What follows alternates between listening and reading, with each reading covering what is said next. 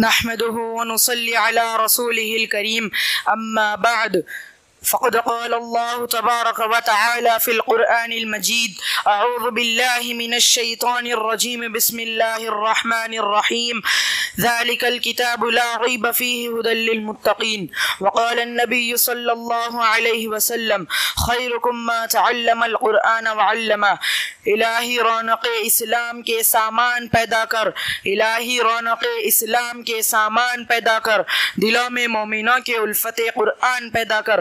صدر محترم، اسٹیج پر رونق افروز بزرگان دین اور حاضرین جلسہ، آج کی اس محفل میں اور آج کے اس مبارک اجلاس میں میری تقریر کا عنوان ہے دنیا کی سب سے پاکیزہ اور مقدس کتاب قرآن پاک ہے۔ ہمیں چڑھتے سورج کی طرح یقین ہے کہ اس کا ایک ایک حرف سچا اور صادق ہے۔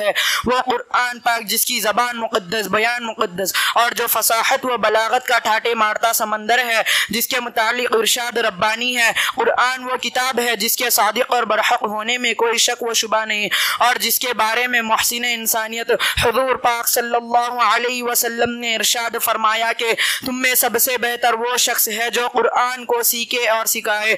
دعا کیجئے کہ خداوند قدوس ہم سب کو قرآن پاک کی دولت سے مالا مال فرمائے۔ نوجوان دوستوں، قرآن پاک رب ذوالجلال کی طرف سے عطا کردہ وہ حسین تحفہ ہے کہ جس نے 23 برس کی قلیل مدت میں پورے عالم میں وہ انقلاب برپا کر دیا کہ بڑے سے بڑے فصحاء، بلغاء، ادباء اور شعراء حیران رہ گئے، جس کی آیتوں کو سن کر پتھر دل موم ہو گئے۔ دوستو، یہی وہ قرآن ہے جو رہتی دنیا تک کے انسانوں کے لیے سراپا ہدایت و رحمت ہے۔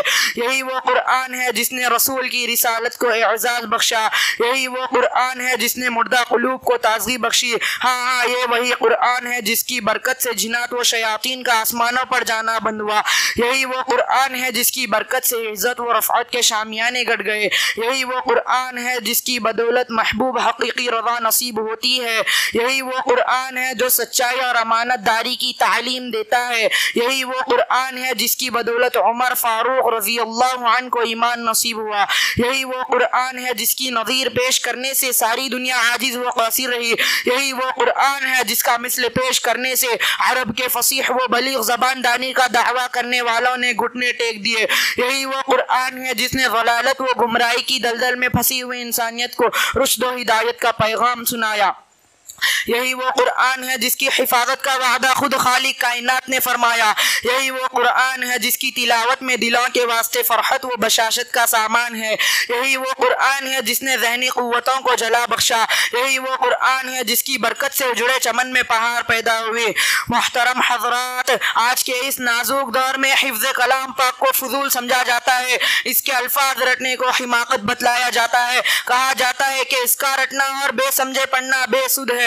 افسوس، صد افسوس اس قرآن پاک کے بارے میں ہمارا یہ خیال کہ جس کے بارے میں شہنشاہ بطحا جناب محمد الرسول اللہ صلی اللہ علیہ وسلم نے ارشاد فرمایا کہ قیامت کے دن حافظ قرآن سے کہا جائے گا قرآن پڑھتا جا اور جنت کے درجوں پر چڑھتا جا اور ٹھہر ٹھہر کر پڑھ جیسا کہ تو دنیا میں ٹھہر ٹھہر کر پڑھا کرتا تھا، بس تیرا مقام اور ٹھکانہ وہیں جہاں آخری آیت پر پہنچے۔ مسلمانوں، قرآن کریم وہ عظیم برکت اور سعادت ہے جو روح خداوندی ہے اور معدن حیات سر چشمہ زندگی ہے۔ وہ عرب قوم جو پشت ہا پشت سے چلی آ رہی تھی، دنیا جس کو ذلیل اور حقیر جانتی تھی، کوئی ان کو اونٹ کی مینگنیوں میں کھیلنے والا سمجھتا، کوئی ان کو جہلائے عرب کا خطاب دیتا، کوئی ان کو جاہلین مکہ کہتا، لیکن جب قرآن آئے تو جن کا نام جہلائے عرب تھا صحابہ کرام ہو گیا، جن کو نفرت سے یاد کیا جاتا تھا، ان کو رضی اللہ عنہم ورضوا عنہ کا اعزاز ملا۔ جس زمانے کا نام جاہلیت تھا اس کا نام خیر القرون ہو گیا۔